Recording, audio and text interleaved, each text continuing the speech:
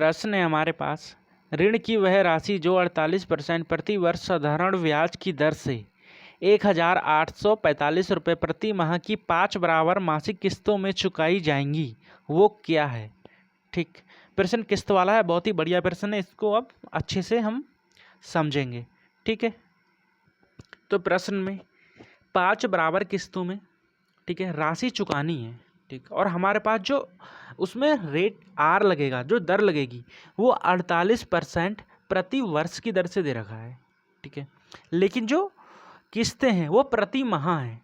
ठीक, तो सबसे पहला काम हमारा ये रहेगा कि जो हमारे पास आर दिया है 48% प्रति वर्ष, इसको मैं प्रति महीना बनाऊंगा। ठीक है, तो आर हो जाएगा मेरे पास 12 से, इसको डिवाइड कर देंगे तो ये 12 कम 12, 12 दूनी 24, 12 तीन 36 और 12 चक्कों में कितना 48, तो यहाँ से 4% प्रति महीना हो जाएगा ये। ठीक है, मैंने सबसे पहला काम क्या किया, आर को चेंज किया महीने पे।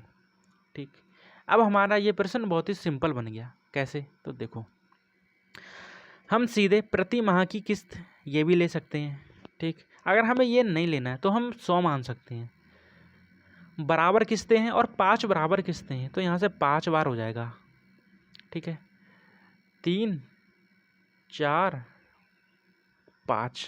ठीक, अभी समझा रहा हूँ, उसके बाद इसको कैसे शॉर्ट में करूँगा ये भी बता दूंगा। ठीक, क्यों अब 4% प्रति वर्ष की दर से ब्याज लग रहा है।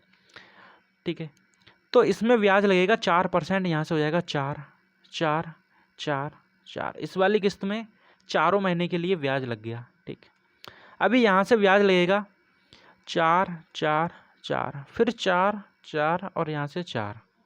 ठीक है, मैंने क्या किया, मैंने ब्याज लगाया। ठीक, इसको थोड़ा सा समझ लेते हैं। ठीक, मैंने क्या किया, मैंने पहली किस्त दी। ठीक है, इसके नीचे कुछ भी नहीं है, मतलब इसमें कुछ भी ब्याज नहीं लगा। ठीक, फिर मैंने दूसरी किस्त दी, लेकिन ये दूसरी किस्त कब दे रहा हूँ, पहले 1 महीना होने के बाद। ठीक है, क्योंकि प्रत्येक मासिक किस्त है 1 महीने के बाद किस्त दी जा रही है। मैंने पहली किस्त दी, ब्याज इसमें नहीं लगा। ठीक, फिर मैंने दूसरी किस्त दी, इसमें ब्याज लगेगा क्योंकि ये 1 महीने के बाद दे रहा हूँ मैं। ठीक, तो इसमें 4% का 1 महीने का ब्याज लग गया। ठीक, फिर जब मैंने तीसरी किस्त दी तो मेरा टाइम कितना हो चुका है, 2 महीने बीत चुके हैं मेरे पास। ठीक है, तो इसमें 2 महीने का ब्याज लगेगा। जब 1 महीने का ब्याज 4% है, ठीक है, तो 2 महीने का ब्याज कितना हो जाएगा, 4 और 4 8 हो जाएगा। ठीक, क्योंकि ये साधारण ब्याज है, सभी वर्ष सभी महीने के लिए ब्याज समान होता है। ठीक, तो जब मैंने तीसरी किस्त दी तो इसमें मेरे को ब्याज देना पड़ा 2 महीने का। ठीक है, अब जब मैं चौथी किस्त दूंगा तो ये चौथी किस्त मैं कब दूंगा, ये मैं 3 महीने के बाद दूंगा कहीं ना कहीं। ठीक है, जब मैंने कोई धनराशि 3 महीने के बाद दी, ठीक है, 3 महीने के बाद दी, तो इसमें 3 महीने का मेरे पास ब्याज भी इंक्लूड होगा। ठीक है, तो वही यहाँ पर जो मेरी किस्त है 100 रुपये की, उसमें मैंने 3 महीने का ब्याज लगाया है। ठीक, उसी प्रकार की जो मेरी 5वीं किस्त होगी उसको मैं 4 महीने बाद दूंगा। ठीक है, जो मेरी 5वीं किस्त होगी उसको मैं कितने 4 महीने बाद दूंगा, तो इसमें मैंने 4 महीने का ब्याज लगा रखा है। ठीक है, ये देखो 1 2 3 4। ठीक है, समझ में आया ना मैंने ये क्या किया। ठीक, चलो समझ में आ गया होगा। अब इसको हटा देते हैं और आगे सॉल्व करते हैं। ठीक है, देखो ये तो हुई मेरी प्रत्येक किस्तें जो समान है। ठीक है, और जो प्रश्न में हमें दे रखा है उसका मान दे रखा है कितना 1845, मतलब 100 का मान सीधा सीधा हमारे पास 1845 है। हमसे क्या कहा है कि चुकाई जाएगी। ठीक है, जितनी राशि चुकाई गई है हमें वो राशि बतानी है। तो अगर हम अपने तरीके से हमने निकाला तो हमने देखा कि हमने टोटल इतनी राशि चुका चुके हैं। ठीक है, ब्याज सहित।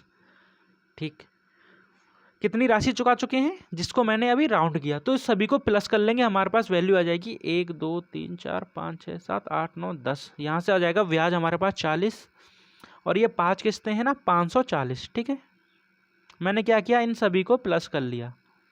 ठीक, मेरे पास कितना आया 540। ठीक है, मुझे 540 का मान निकालना है और मुझे 100 का मान प्रश्न में 1845 दे रखा है। ठीक, अगर 100 का मान 1845 है तो यहाँ से 1 का मान कितना हो जाएगा 18.45। ठीक है। जब 1 का मान 18.45 है तो 540 का मान कितना हो जाएगा, यहाँ मल्टीप्लाई हो जाएगी 18.45 से, ठीक है। मल्टीप्लाई करने पर क्या आएगा, मल्टीप्लाई कर लेते हैं।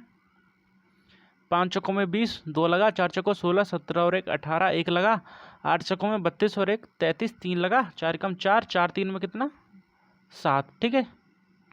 मल्टीप्लाई 5 पंजे में 25 का 5, 2 लगा, 5 चौकों में 20, 2 22, 2 लगा, 8 पंजे में 40, 4 लगा, 5 कम 5, 5 4 कितना 9, ठीक है।